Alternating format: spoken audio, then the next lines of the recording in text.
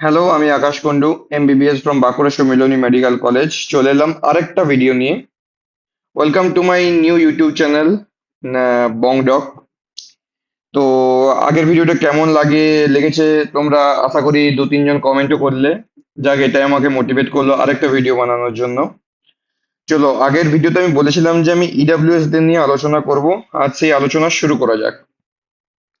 তো EWS EWS এ 2023-এ যেই কাট অফটা গেছিল সেটা গেছিল 543। এবার এই কাট অফটা যেখানে জেনারেলদের 589 এর মতো গেছিল, ইউআরদের, সেখানে ইডাব্লিউএস এর 543 এর মতো গেছিল। তো এটার মেনলি দুটো কারণ ছিল। এক হচ্ছে ওই 85টা জেনারেলদের যেটা সিট, সেটা হচ্ছে যে ইডাব্লিউএস এ গেছিল, তো সিট বেড়েছিল। নেক্সট যেটা হচ্ছে যে ইডাব্লিউএস এর ক্যান্ডিডেটস অনেক কম ছিল। ইডাব্লিউএস ক্যান্ডিডেটস অনেক কম ছিল, অনেক কম ছিল হিসাব মতো। এবার ইডাব্লিউএস ক্যান্ডিডেট কম হওয়ার মেন দুটো কারণ ছিল। এক ছিল পঞ্চায়েত ভোট, আর একটা ছিল হচ্ছে যে 2021-এ ইডাব্লিউএস দের কাট অফ অনেকটা হাই গেছিল বলে অনেকে হচ্ছে যে ইডাব্লিউএস করায়নি।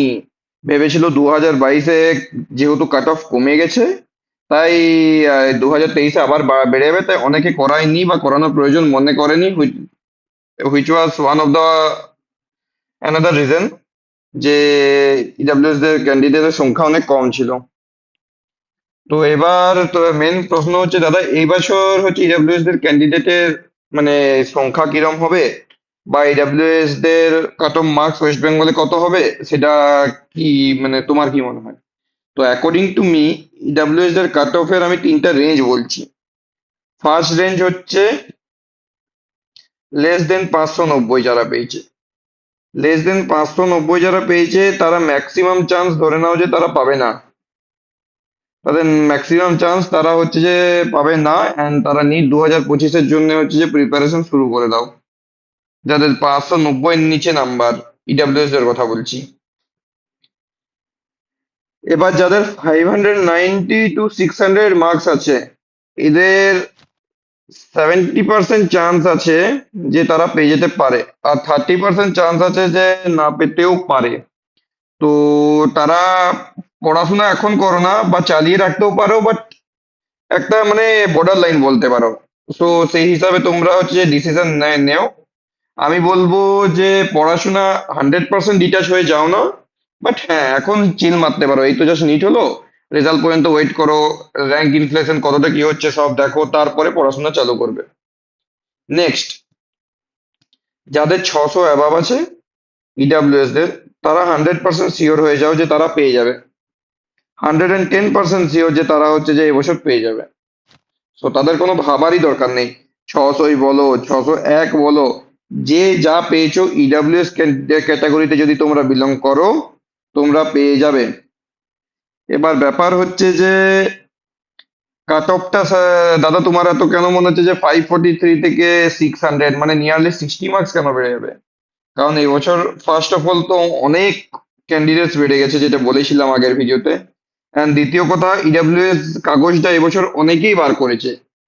মানে আমি যতজনকে জিজ্ঞাসা করলাম, আমার পাশাপাশি আমি কিছু জনকে ম্যাক্সিমাম জন ইডাব্লিউএস এর কাগজটা বার করে নিয়েছে।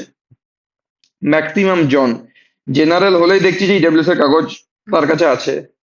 সো এটা একটা রিজন যে ইডাব্লিউএস এর কাট অফটা অনেকটা বাড়তে পারে।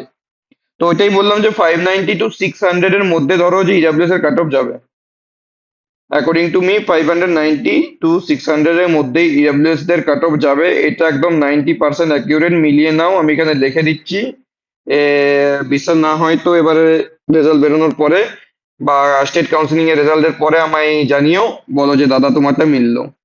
নেক্সট একটা জিনিস তোমাদেরকে দেখবো, একটা আমি ব্রোকার পেলাম।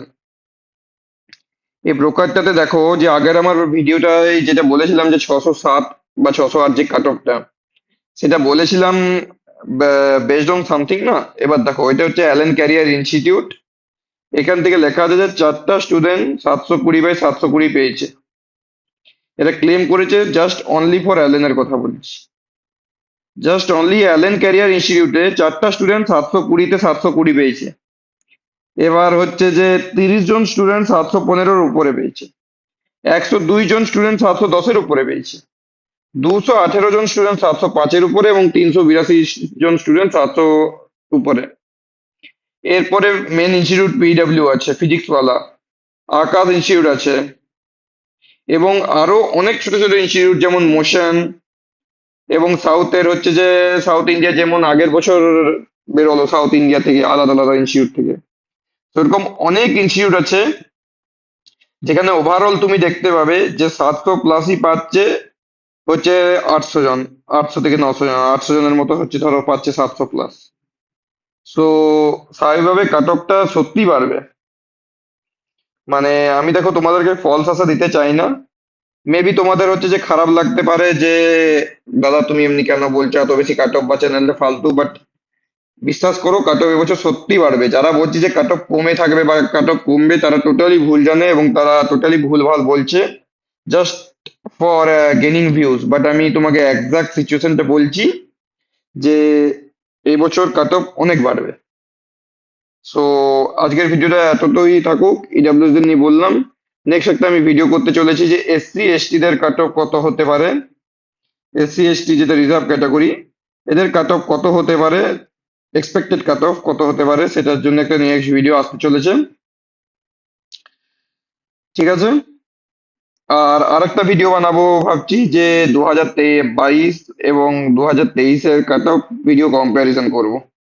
ঠিক আছে, যে কোন সালে কতটা কি ইনফ্লেশন, র্যাঙ্ক ইনফ্লেশন সব একটা ভিডিওতে, ডিটেল ভিডিওতে তোমাদের কাছে বোঝাবো।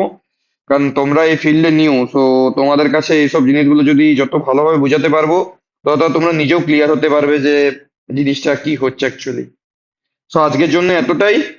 চ্যানেলটি ভালো লাগলে অবশ্যই সাবস্ক্রাইব করে দিও এবং লাইক, কমেন্ট অ্যান্ড প্লিজ বন্ধুদের মধ্যে শেয়ার করে দিও যারা নিট দিয়েছে এবং তাদের রেজাল্টের জন্য বসে আছে। অ্যান্ড কাউন্সিলিং রিলেটেড সব ভিডিও আমি এই চ্যানেলে দেবো এবং তোমাদের একদম এন্ড পর্যন্ত আমি তোমাদের পাশে আছি, কাউন্সিলিং এন্ড পর্যন্ত তোমাদের পাশে আছি। Thank you.